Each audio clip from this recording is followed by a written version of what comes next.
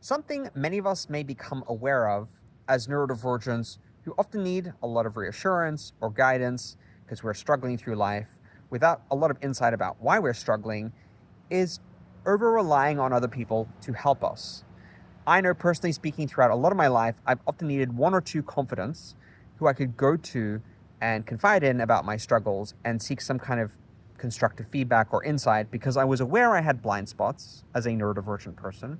I was aware I was missing sometimes the writing on the wall or not understanding social conventions or why I was struggling with something in particular, and getting some kind of insight from them about what could be contributing and what's another perspective on what I'm going through.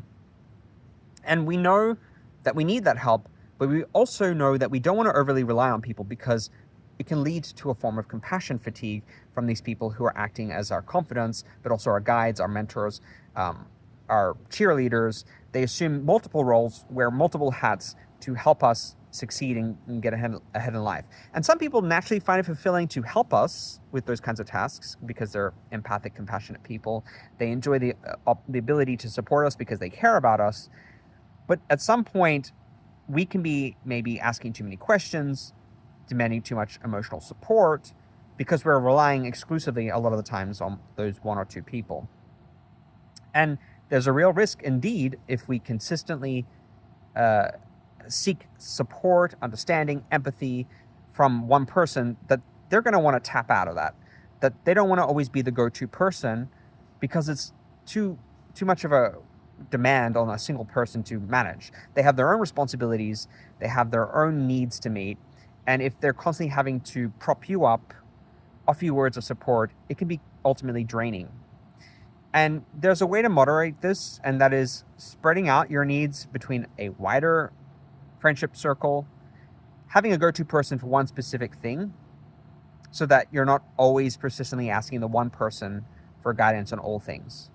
The rise of ChatGPT and other generative AI tools has been also a godsend in many regards, because while it's no substitute for a friend, for a meaningful relationship with a human being, for the advice of a therapist, you can go to one of these tools and you can seek constructive feedback, bearing in mind there's a confirmatory bias where it's more likely to want to reinforce your perspective or your worldview than to challenge it. It's always important to ask critical questions and to encourage it to not sugarcoat things, because it often will sugarcoat. These tools do sugarcoat the truth and prop you up, and maybe a little bit excessively.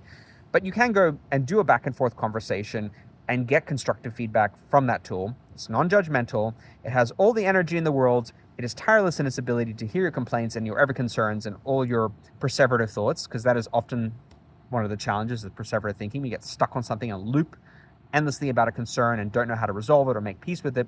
So we keep asking questions and keep wanting reassurance. Generative AI is not necessarily going to get tired of you and tell you to shut up and knock it off. I can't deal with you anymore. It will tirelessly sit there and respond, often with empathy and compassion, and hear you out and help you work through your feelings. So this is one alternative approach to just relying on one person. There might be other approaches. I would love to hear what's worked for you in terms of ensuring that you haven't been overimposing on other people for support as a neurodivergent and not inflicting compassion fatigue. What have been some strategies that you've used? Have you found that actually self-regulating before you go and seek help, journaling, doing mindfulness, or doing some alternate strategy has helped you kind of regulate your emotions, order your thoughts, stop the perseverative thinking, get some perspective?